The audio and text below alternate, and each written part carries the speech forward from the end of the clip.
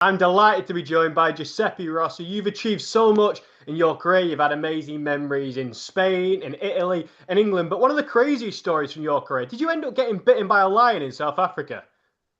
Yes, yes. I finally was able to say it where there's no consequences if a coach or if an owner heard it. But yes, we were in South Africa in a sanctuary, and I guess the lion got a little hungry, kind of bit the inside of my leg, but it was all good. Yeah, absolutely. I mean, I imagine that must have been semi-traumatizing. But another scary moment you had was right after you scored your goal against Sunderland, and then Rio Ferdinand jumped on top of you. What happened there? Yeah, what happened there, man? I was going crazy. Everybody's on top. Then you have Rio that's on top of the pile that puts his hand on like on my mouth, and I can't breathe. Like you know how you're so happy, and like he puts it around in my mouth. I can't breathe. I'm trying to like push everybody off. Thank God that he got the hand off. Otherwise, I would have been passed out. That would have been a very embarrassing moment. Definitely. And you've obviously trained along some of the greats at Manchester United. Roy Keane, in particular, who wrote in his book that he had loads of respect for you after a bit of an incident on the training field. So, can you tell me the Yeah. story behind that? Yeah, you know what? I don't remember, but I did read the story, and it was actually pretty crazy that I gave him a dirty look after he didn't pass me the ball, as if to say, "Go F yourself." And in the book, he says he was about to come out. He was about to come to me and punch me in the face, but he kind of stopped and says, "I respect this kid." So when I read that, I was like, "I did that at 17 for real? Like that was me?" But I guess I did. I was very hyper focused, and it was a blessing to have played with a guy like Roy Keane.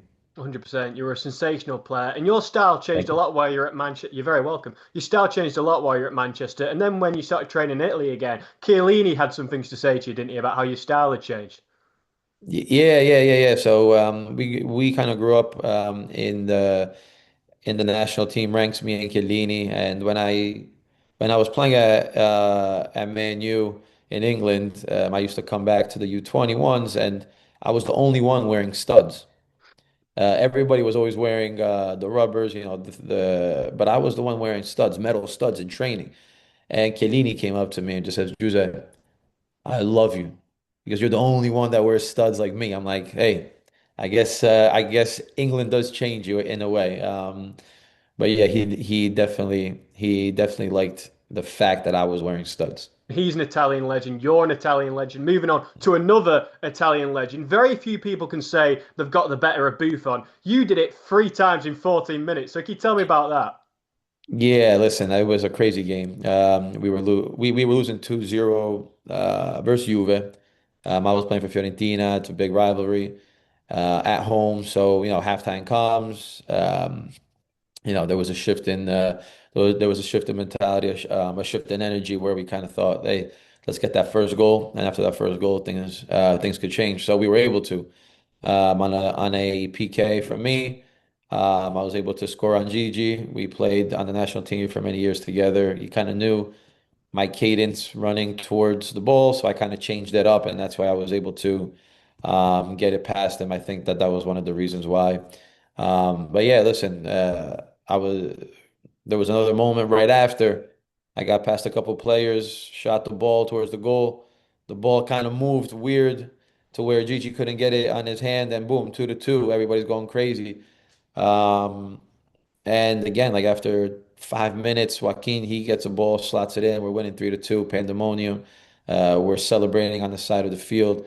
Can't breathe, kind of like my first goal at Sunderland, right? Because everything's happening so fast, and you're using up so much energy on the field, but also energy celebrating. And then after a couple minutes on that, there was a counterattack. Cuadrado passes me a beautiful ball in the middle, slotted in for my third goal, 4-2.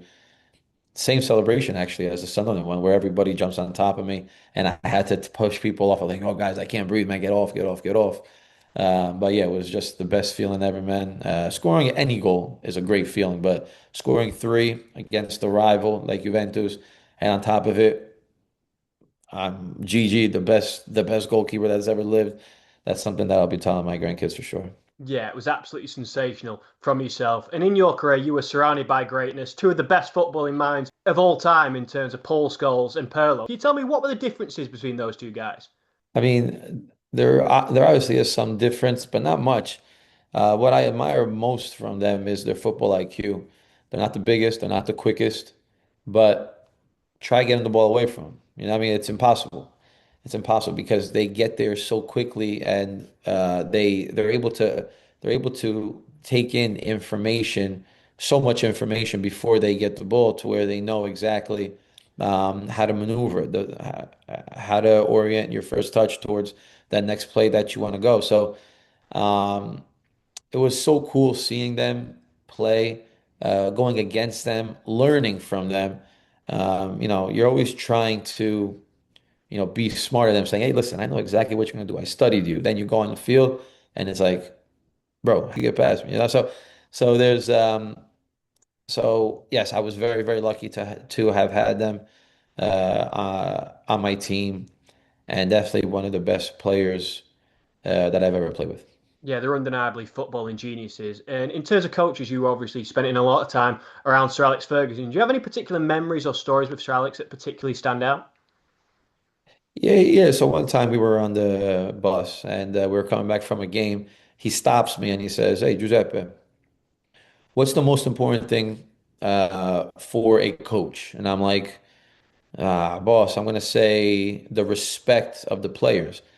And he was like, "Yes, that. But the most important thing is making sure that the coach knows what each player wants." And I'm like, "Oh, that's interesting, right? Because if you're able to know what each player wants, then you're able to connect better with them. And therefore, even the ones that don't play, right, are going to are are not going to bring levels down, are not going to, hold a grudge. They're going to fight for that common goal, which is winning, which is winning the games and winning titles, etc. So that was a great piece of advice that he gave me when I was very young, and that's something I still remember today. 100%. It was great that you were able to learn so much from Sir Alex and Nemanja Vidic as well, because I know that he made an incredible gesture towards you. Yeah, Vida, man, what a great guy. I saw him recently at my farewell game at Firenze. He was kind enough to come and play. I was playing against him, and he's still an animal. Uh, but it was a privilege to have played with him. There was a great gesture when he first arrived. He came in after 1 month. He was part of the team that won the Carling Cup, and up to that, I was playing every game. I played in the finals. I was up in the stands. So we beat Arsenal, and I didn't get a medal because I was up in the stands. Vida took it off and he gave it to me and says, "Hey, listen, this is yours. You deserve it, not me." And that was an amazing gesture, right? I'm sure not many people would have done that. So it just tells you what a great man he was, not only as a player, we all know him as a player, great player, but one of the best players in the Premier League history. But as a man and as a person, 10 out of 10. Obviously, you went on to achieve so much with Villarreal in Italy as well. Despite that, is there anything you would have changed about your time with Manchester United? Are you happy that you went on and did so much in these other countries? Yeah, it's funny you say that, man. I mean, do I have any regrets? No, because I was able to make a great name for myself at Villarreal, and I enjoyed my time at Villarreal. It was one of the best times of my life. But there's always that what if type of feel. If I did stay, maybe I wouldn't have had as much playing time. So maybe I wouldn't have grown as much as I did. So, but you're still playing for Manchester United, and I'm sure that I would have found space some way, somehow, just not as much. Having those monsters in front of you, the Rooneys, the Ruben Nistelrooys, the Ronaldos, right? So, um, I still believe that that was the right choice for myself and for my career in order to continue to grow. So, no regrets there. Yeah, absolutely. You did great things in the Liga. Something in particular I wanted to ask you about. Scoring against Valencia while Gary Neville was the manager. That must have been funny. Yeah, I'm sure he's not happy about that because after I scored against them, he got sacked. So, sorry, Gary. I think, you know what? I actually saw him after that, a few years after that, I saw him and we were laughing about it.